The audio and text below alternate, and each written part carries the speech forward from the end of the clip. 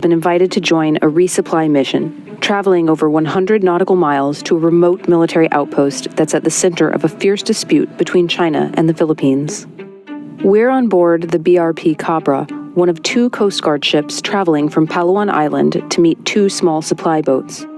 The Coast Guard's plan is to escort the supply vessels from Sabina Shoal to Second Thomas Shoal. The journey is taking us through China's 9-dash line marking Beijing's expansive claims to the sea. Our destination is a reef both China and the Philippines claim as their own.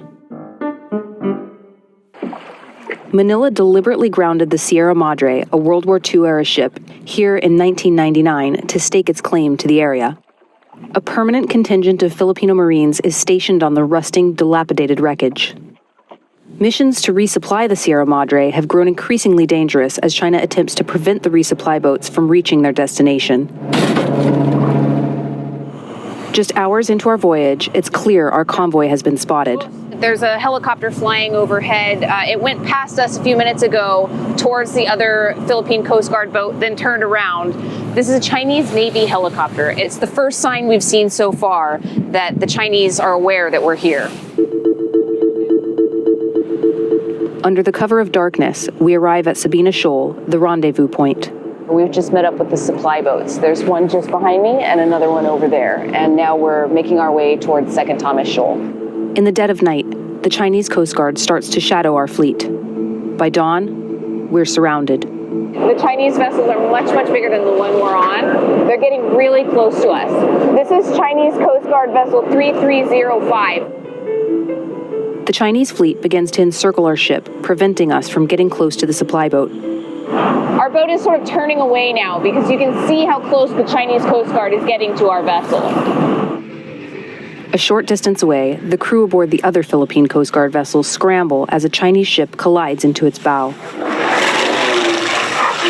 The Chinese fleet takes positions around our convoy, veering close to block the entrance to the reef. Fleets of fishing vessels controlled by the Chinese Coast Guard move into place. This is China's maritime militia in action. We're now completely surrounded by Chinese vessels. Some of them are Chinese Coast Guard, and some of them are Chinese-flagged fishing vessels that appear to be part of its maritime militia. One of the Filipino supply boats has become separated from its protection as it tries to break through the Chinese fleet. The small boat is surrounded and blasted with water cannons from 2 Chinese Coast Guard ships. The cannons smash into the bridge, shattering windows and injuring those inside, forcing the boat to turn back. Finally, the remaining supply boat manages to break through the Chinese line, sailing through the blocking ships to deliver its crucial supplies to the Marines aboard Sierra Madre, hours after the standoff began.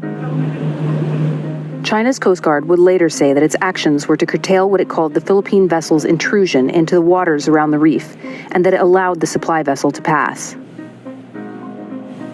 As our convoy makes its way back to the island of Palawan, we are constantly shadowed by a Chinese vessel. As encounters in the sea grow more aggressive, so too do the risks of these confrontations spilling over into something much more dangerous.